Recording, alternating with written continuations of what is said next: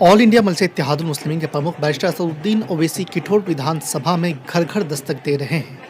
आपको बता दें कि किठौर विधानसभा की आवाम से गुजारिश किए हैं कि मस्जिद के हक में अपना वोट का इस्तेमाल करें और पतंग के निशान पर अपना वोट देकर मस्जिद के उम्मीदवारों को कामयाब करें। असदुद्दीन ओवैसी ने कहा है कि आने वाले विधानसभा चुनाव में इमाम के हक में अपना वोट डालें। मेरे अजीज दोस्तों और बुजुर्गों, मजलिस के बुजुर्गों ने कुर्बानियां दी तो आज असदुद्दीन ओवैसी आपके दरमियान में खड़ा है। मेरे वालिद मरूम जिंदा नहीं है, मेरे मरूम कायदीन जिंदा नहीं है, मगर उनकी कुर्बानियों की बिना पर आज मजलिस एक मुकाम रखती है। हमारे बुजुर्ग जिंदा नहीं है। मैं उत्तर प्रदेश में आपके दरमियान में आता हूं, कभी कभी सोचता हूं कि काश वो तमाम बुजुर्ग जिंदा रहते जो कस्मपुरसी और गरीबी के आलम में मजलिस के झंडे को लेकर उस वक्त के आंध्र प्रदेश के कोने कोने में जाते। आज हमारे बुजुर्ग जिंदा नहीं है इस बात को देखने के लिए कि बिहार में मजलिस के 5-5 एमएलए जीत कर आए और साजिशें की जा रही हैं। पेट में दर्द होता है। महाराष्ट्र में औरंगाबाद में 22 साल के शिवसेना के एमपी को मजलिस ने हराया, औरंगाबाद की अवाम ने हराया।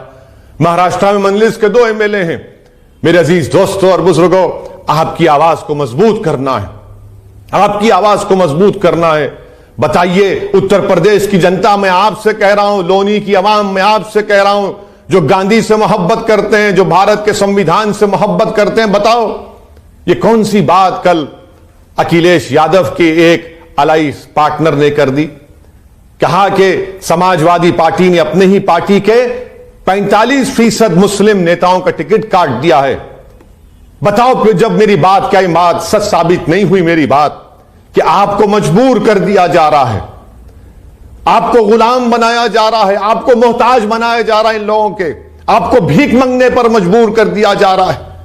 अरे प्रयागराज में धर्म संसद, हरिद्वार, रायपुर का हुआ तो अखिलेश, जयंत, बहन मायावती कोई मुंह नहीं खोलते, कोई मुंह नहीं खोलता। आज उन्हीं के साथ वाला कह रहा है कि 45% सपा के मुस्लिम नेताओं का टिकट काट दिया गया। अरे ये मजबूरी, ये मोहताजी छोड़िए, आप नेता बनिए, आप नेता बनिए, कायद बनिए। मैं आपके पीछे खड़े रहने को तैयार हूं, मैं आपको अपने कंधे पर बिठाने के लिए तैयार हूं। अगर आप समझते कि असदुद्दीन ओवैसी की मौत अगर आपको फायदा पहुंचा तो मैं तैयार हूं उसके लिए, मगर अपना हिस्सा तो हासिल करो। कब तक तुम दरी बिछाओगे, कब तक तुम अगयारों के महफिलों में बैठकर उनके सामने जी हुजूरी और गुलामी करोगे। अरे बराबरी की लड़ाई है, वो बराबर हैं, हम भी बराबर हैं, मगर आपको अपनी ताकत का अंदाजा नहीं है, आपको अपनी ताकत का अंदाजा नहीं है। मैं आपको एक अपील कर रहा हूं कि मजलिस को एक बार मौका दीजिए। उत्तर प्रदेश में यह हुकूक की लड़ाई है, यह संविधान के बचाने की लड़ाई है, यह गुलामी की जंजीरों को तोड़ने की लड़ाई है, यह बेबसी से आजाद होकर उम्मीद पैदा करने की लड़ाई है। मेरी आपसे अपील है कि आइए मजलिस के इत्तेहादुल मुस्लिमीन का साथ दीजिए।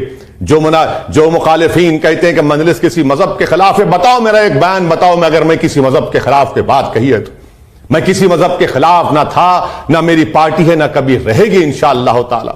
मैं तो चाहता हूं कि भारत का संविधान मजबूत हो, देश मजबूत हो, इतना मजबूत हो कि चीन की आंखों में आंखें डालकर उनको डेप्सांग, डेमचाक और हॉट स्प्रिंग्स उखाड़ कर फेंक दिया जाए, जो आज हमारी फौज को पेट्रोलिंग करने नहीं देती। मैं तो हर शोबे हयात में भारत की तरक्की को देखने का ख्वाब देखता हूं। मेरे अजीज दोस्तों और बुजुर्गों, लोनी की आवाम का मैं शुक्रिया अदा करता हूं कि आज मुझे आकर इलेक्शन कमीशन की इजाजत पर पदयात्रा करने का मौका मिला। मैं बहुत से जगह पर नहीं जा सका, आपसे माफी चाहता हूं, मगर जब मैं अलवी नगर को गया, क्या काम हुआ वहां पर। आओ वजीर आला योगी आदित्यनाथ, आओ नरेंद्र मोदी मेरे साथ चलकर लोनी के उस अलवी नगर को देखो जहां पर इंसान बसते हैं। वो इंसानों की बसने की जगह है, जहां पर नाली नहीं है, जहां पर रोड नहीं है, जहां पर कचरों के अंबार लगे हैं, जहां पर कुरैश बरादरी के लोगों को अपनी गोश्त की दुकान चलाने की इजाजत नहीं है, उनका लाइसेंस रिन्यू नहीं किया जाता, जहां पर सैफरी बादरी के लोगों को अपने बड़े का काम करने नहीं दिया जाता। जुल्म की इंतहा हो गई कि भारत के कैपिटल से आधे घंटे के फासले पर क्या बोलते हैं कि हिंदौन का एयरपोर्ट है। कौन सा है हिंदौन के एयरपोर्ट में लिखा है कि गोश्त की दुकान नहीं खोली जा सकती कुरैश बरादरी की। किसने कहा कि तुमको वहां पर रोड नहीं डालो, किसने कहा कि तुमको वहां पर नाली नहीं बनाओ, किसने कहा कि नहीं कहा कि तुमको वहां पर स्कूल बनाओ, कॉलेज बनाओ। पोल्यूशन आता है, गंदगी भरी हुई है, लोग छत पे नहीं सो सकते, गंदगी पैदा हो जाती पोल्यूशन से। मैं लोनी की आवाम से अपील कर रहा हूं कि आप 10 फरवरी के दिन अपना एक एक वोट मुत्तहदा तौर पर पतंग के निशान पर लगाइए। मैं उन तमाम कमजोर और मजलूम लोगों से अपील कर रहा हूं कि भागीदारी परिवर्तन मोर्चा का साथ दीजिए। इसमें तमाम कमजोर लोग आए हैं जिनको दबाया गया, कुचला गया।